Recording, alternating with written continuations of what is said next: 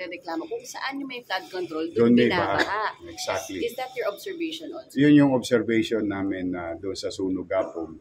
Kahit magtanong kayo doon, nung walang pumping station yun, wala namang baha. Binabaha kami doon.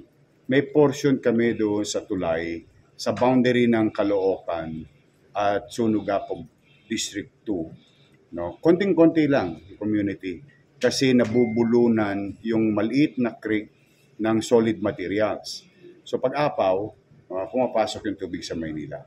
Other than that, hindi binabaha ang Sunugapog.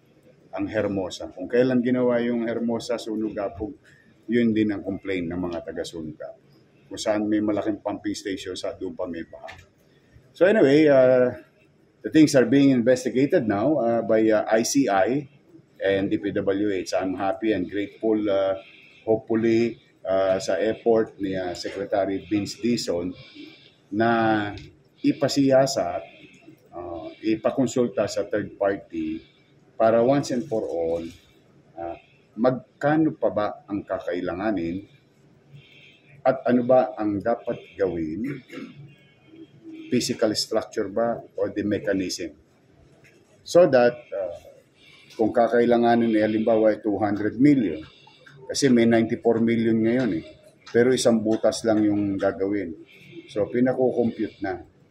And hopefully in the coming months, mapatakbo na yung 8 taong hindi tumatakbo na pumping station once and for all. Kasi talagang kawawa naman yung mga taga-district 2. Last time po, Yorme, binaha dito sa City Hall. Yes. Ano po ang flood prevention na ginagawa ninyo? Ganun pa rin.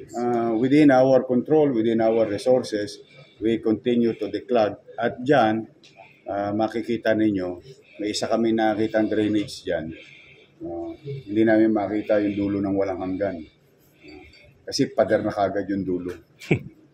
So, nangyari, nagtayo ng drainage ng mga nakaraan, pero walang patutunguhan.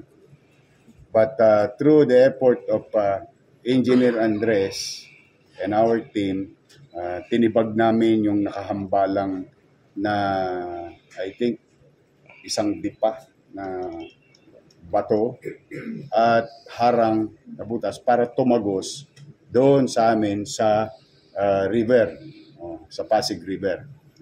So far, wala naman. Hopefully. But, siyempre, hindi ka rin mapapapanatag dahil dalang-dala na ang tao.